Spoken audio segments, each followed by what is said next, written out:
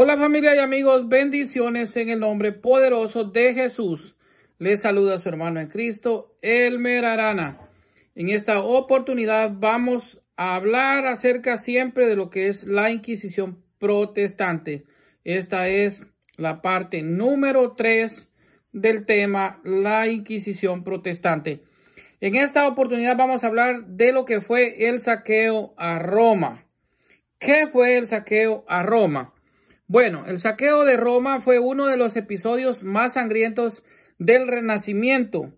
El día 6 de mayo del año 1527, los miembros de las legiones luteranas del ejército imperial de Carlos V se sublevaron y tomaron por asalto la ciudad de Roma. Unos 18,000 lansquenetes se lanzaron durante semanas a la más viciosa de las represiones, generando una orgía de sangre por la que pasan a los historiadores alegremente sin prestar atención.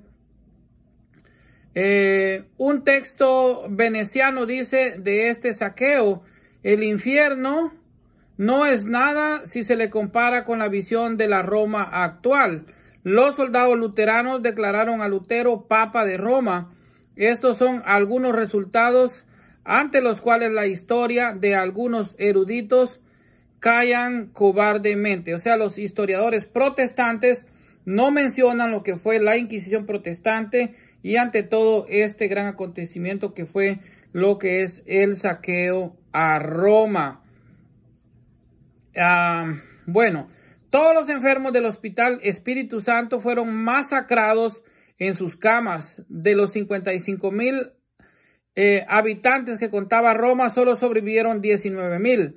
Las pérdidas fueron de 10 millones de ducados, suma astronómica en la época. Los palacios fueron violados a cañonazos, o sea, fueron derribados con sus habitantes dentro. Las cabezas de los apóstoles San Juan y San Andrés sirvieron para jugar a las tropas. El río llevaba cientos de cadáveres de religiosas, laicos y niñas violadas y con lanzas incrustadas en su sexo. Las iglesias y San Pedro fueron convertidos en establos y las misas profanadas con prostitutas se parodiaban por la sodadesca. Dice Gregory Bus al respecto: algunos soldados borrachos pusieron a un asno un ornamento sacerdotal y obligaron a un sacerdote a darle la Santa Comunión. El desventurado sacerdote engulló la forma y sus verdugos le dieron muerte con horribles tormentos. Cuenta también la historia de que eran mal interpretadas por los reformadores o por el pueblo sin preparación religiosa. En el año 1518, el Papa León X emitió una bula pontificia donde aclaraba las indulgencias y su uso. En esta se rechazaba mucho de los méritos atribuidos a estas. Las indulgencias no perdonaban los pecados ni las culpas, sino solo las penitencias terrenales que la iglesia, no un gobierno realmente secular, había impuesto en cuanto a librar las almas del purgatorio. El poder del Papa se limitaba a las plegarias en que suplicaba a Dios que aplicaran al alma de un difunto excedente del mérito de Cristo y de los santos. La reforma en Alemania, Will Durant. Aquí pueden leer ustedes todo esto que yo les estoy contando. De nada sirvió la reforma, siguió su curso. La forma de pensar de los reformadores fue extremadamente violenta y muchas veces fue un llamado al crimen. Así vemos que Lutero en el año 1527 escribió en su epítome: si Roma así lo cree y enseña a sabiendas de papas y cardenales, declaró francamente que el verdadero anticristo está entronizado en el templo de Dios y reina en Roma. La empurpurada Babilonia, y que la curia es la sinagoga de Satanás. Si la furia de los romanistas no cesa, no quedará otro remedio, sino que los emperadores, reyes y príncipes rodeados de fuerza y arma ataquen a esa plaga del mundo y resuelvan el asunto, no ya con palabras, sino con la espada. Si castigamos a los ladrones con la horca, así será.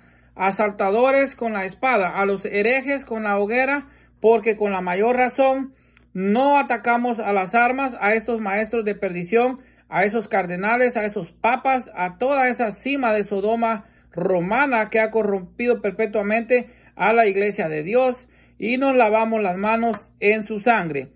En un folleto llamado contra el falsamente llamado orden espiritual del Papa y los obispos en julio del año 1522, Lutero dijo: sería mejor que se asesinara a todos los obispos y arrasase a todas las funciones y claustros que no destruyen un alma sola, para no hablar ya de todas las almas se perdiesen para salvar sus indignos fraudes y la idolatría. ¿Qué utilidad tiene lo que así viven en la lujuria, alimentándose con el sudor y la sangre de los demás? En su folleto contra la horda de campesinos que roban y asesinan, Lutero decía a los príncipes: empuñad rápidamente la espada, pues un príncipe o señor debe recordar en este caso que es el ministro de Dios y servidor de su ira. Romanos 13, a quienes se entregó la espada para emplearla contra tales hombres, si puede castigar y no lo hace, aunque el castigo consista en privar de la vida y derramar sangre, es culpable de todos los asesinatos y todo el mal que esos hombres cometen. Lutero escribió en el año 1525 en su carta abierta sobre el libro duro contra los campesinos: si creen que esta respuesta es demasiado dura y que un solo fin es hacerles callar por la violencia, respondió que esto es verdad. Un rebelde no merece que se le conteste con razones porque no las acepta. La respuesta adecuada es: tal boca es un puño que haga sangrar la nariz. Los campesinos no quieren escuchar. Hay que abrirle los oídos con balas hasta que salten sus cabezas. El que no quiere escuchar la palabra de Dios cuando se le dice con bondad, la ha de escuchar al verdugo cuando éste llega con su hacha. No quiero oír ni saber nada de misericordia, dijo Lutero. Sobre los judíos decía en sus famosas charlas de sobremesa: arrójenles a quien quiera que pueda azufre y alquitrán. Si uno pudiera echarles fuego del infierno, tanto mejor. Y esto debe hacerse en honor a nuestro Señor y del cristianismo. Sean sus casas astilladas y destruidas, séanlas quitando sus libros de oraciones y talmudes y también toda la Biblia.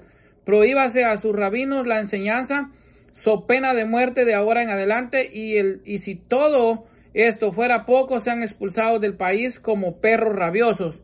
Y aún se acusa a la Iglesia Católica entonces realmente de ansimentismo y se tacha las palabras de perdón del Papa. Flojas quien deja la Iglesia luterana ha pedido perdón realmente a los judíos. Wilpas Pickemer dijo en el año 1529 sobre la Reforma: no niego que al principio todos los actos de Lutero no parecían ser vanos, pues a ningún hombre podían complacer todos aquellos errores y imposturas que se habían acumulado gradualmente en el cristianismo. Por ello esperaba yo, junto con otros, que podría aplicarse algún remedio a tan grandes males, pero fui cruelmente engañado, pues antes que se extirparan los errores anteriores, se introdujeron otros muchos más intolerables, comparados con las cuales los otros parecen juegos de niños. Las cosas han llegado a tal punto que los brilbones papistas parecen virtuosos al lado de los evangélicos. Lutero, con su lengua desvergonzaba e ingobernaba, debe de haber vuelto loco a estar inspirado por un espíritu maligno y no un espíritu de Dios. Pensamiento y obra de otros padres de la Reforma. Tampoco Calvino fue un dechado de caridad. Veamos que en sus institutos, personas que persisten en las supersticiones del anticristo romano deben ser reprimidas por la espada.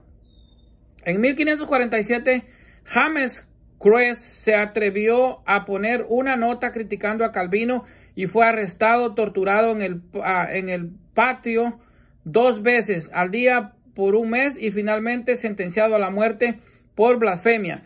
Se le clavaron los pies a una estaca y se le cortó la cabeza. Los hermanos Comparet en el año 1555 fueron acusados de libertinos y fueron ejecutados y desmembrados para exhibir sus partes en diferentes sitios de Ginebra. Melanchthon, el teólogo de la Reforma, aceptó ser el presidente de la Inquisición protestante que persiguió a los anabaptistas. Como justificación dijo: porque tenemos que tener con esa gente más piedad que Dios.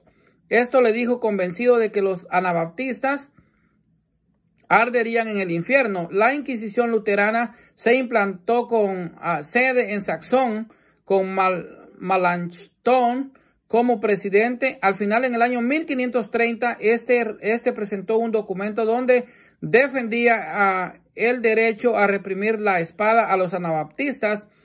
Lutero escribió de su puño y mano, una nota que decía: esto es de mi agrado.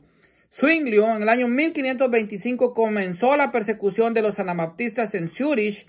Las penas iban desde ahogamiento en el lago o en los ríos hasta la hoguera. John Knox, padre del presbiterianismo, como dijimos, quemó en la hoguera a 1000 mujeres acusadas de brujas en Escocia.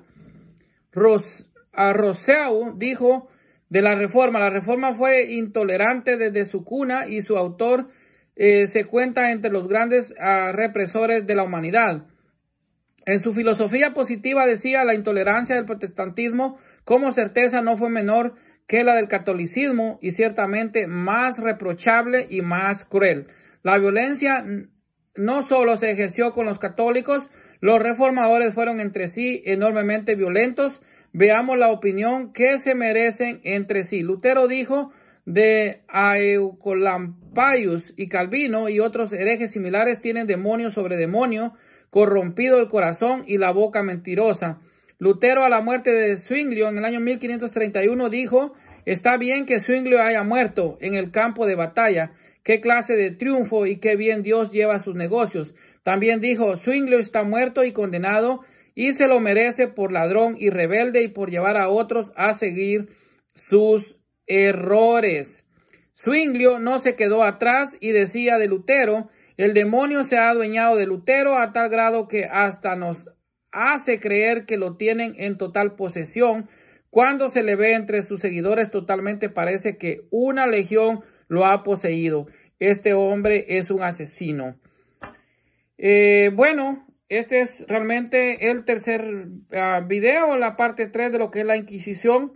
Vamos a seguir hablando un poco más de la historia universal acerca de lo que fue la Inquisición protestante, que fue muy cruel, por cierto. Así que bendiciones para todos en el nombre poderoso de Jesús.